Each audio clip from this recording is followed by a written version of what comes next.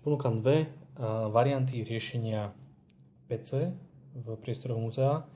Vychádzam z podkladov zobrazenie na meterci, zobrazenie podľa agrikolu a podrobný textový popis s výškami, s kotami, vlastne ako tie PC fungovali, z čoho boli znázornené.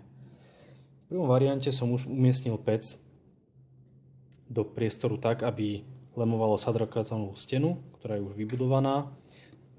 Sú tu zobrazené dve pece, bez dúchadla, bez zadnej strany vlastne celej tej funkčnej časti. Pece sú tiež podľa zadania vzadu vytvorené tehlovým murivom.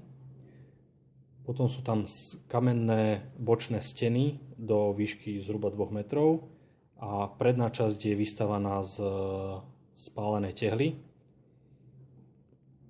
V podstate vychádzame z týchto dvoch obrázkov. Vizuál bude vyzerať asi zhruba takto. V spodnej časti sa nachádzajú odpichové otvory.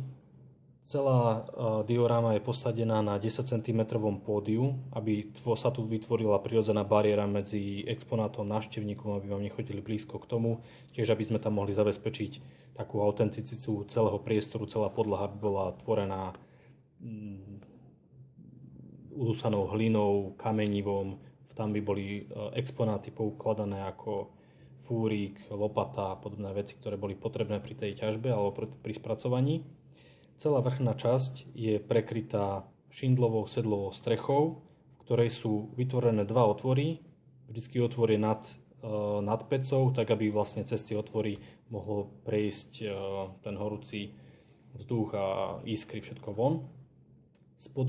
Podhľad tej celej šindlovej strechy je namazaný blatom, aby sa nezapálila vychádza vlastne všetkých podkladov, ktoré sú zadané. Metercia je umiestnená oproti na zošikmenej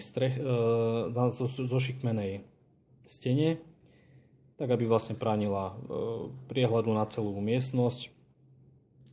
A jej výškové umiestnenie je zhruba tuto tak jednoducho znázornené.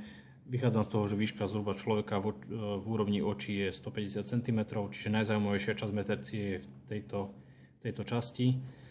A tá stena mi vyšla na výšku 300 cm na výšku a šírka 200 cm. Čiže v priestore na to vychádza takto. Toto je šírka metercie a toto je vlastne stena, ktorá je zatiaľ prázdna, ale tam sa určite nájde niečo zaujímavé, čo by sme tam vedeli dať ako nejakú obrazovú dokumentáciu alebo niečo zaujímavé k tým exponátom.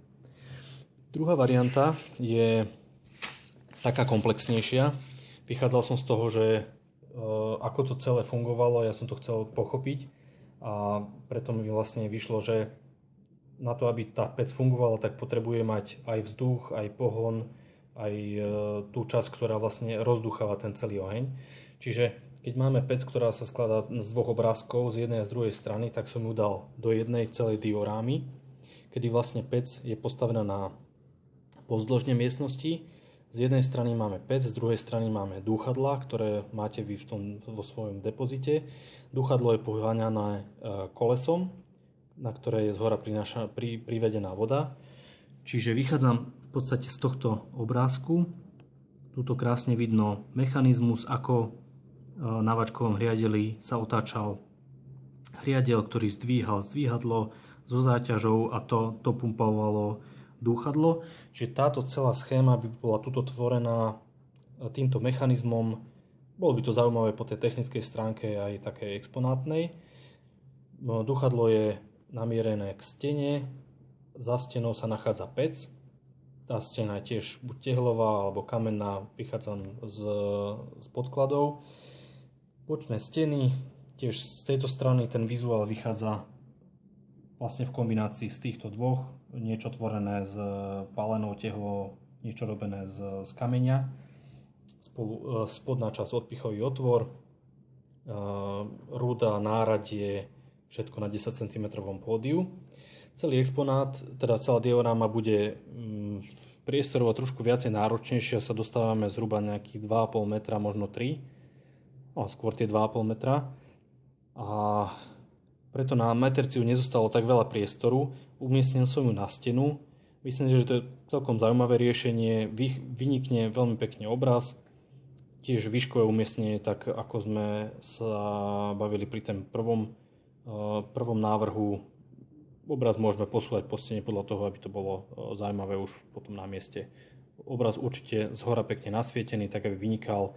Na tej monolitickej stene si myslím, že to dôležité ukážeme a netreba to zaplňať ďalšími vecami. Táto zadná strana, alebo táto celá časť je pekne ucelená. Vidíme tu baňu, kde sa vlastne ťažila ruda, vyniesla von, tuto sa spracovávalo, bude tu ten pohyb tej vody s tým kolesom. Mne osobne sa viac páči tento návrh.